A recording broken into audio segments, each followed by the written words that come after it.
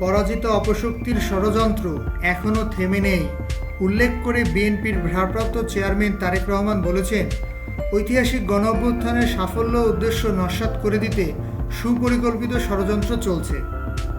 আজ মঙ্গলবার সকালে যুক্তরাজ্য থেকে এক ভিডিও বার্তায় তারেক রহমান এসব কথা বলেন। সাবেক প্রধানমন্ত্রী শেখ হাসিনা যে পালিয়েছেন, এই শব্দ নির্ভয়ে লিখতে দেশের গণমাধ্যমগুলোর প্রতি আহ্বান জানিয়েছেন তারেক রহমান। গত 15 বছরে গুম, খুন, অপহরণ ও আয়নাঘর নিয়ে অনুসন্ধানী প্রতিবেদন করার জন্য সাংবাদিকদের প্রতি অনুরোধ জানান তারেক রহমান।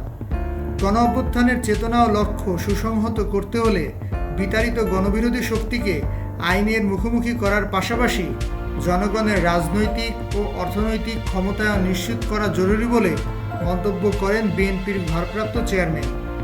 তিনি বলেন, জনগণের রাজনৈতিক ক্ষমতায়নের প্রধান হাতিয়ার হচ্ছে প্রত্যেক নাগরিকের ভোট প্রয়োগের অধিকার নিশ্চিত করা। গণহত্যাকারী শেখ হাসিনা প্রতিবার কিভাবে জনগণের ভোট ডাকাতি করেছিলেন, গণমাধ্যমে এইসব চিত্র তুলে ধরে বিশেষ অনুষ্ঠান প্রচারের আহ্বান জানান তিনি।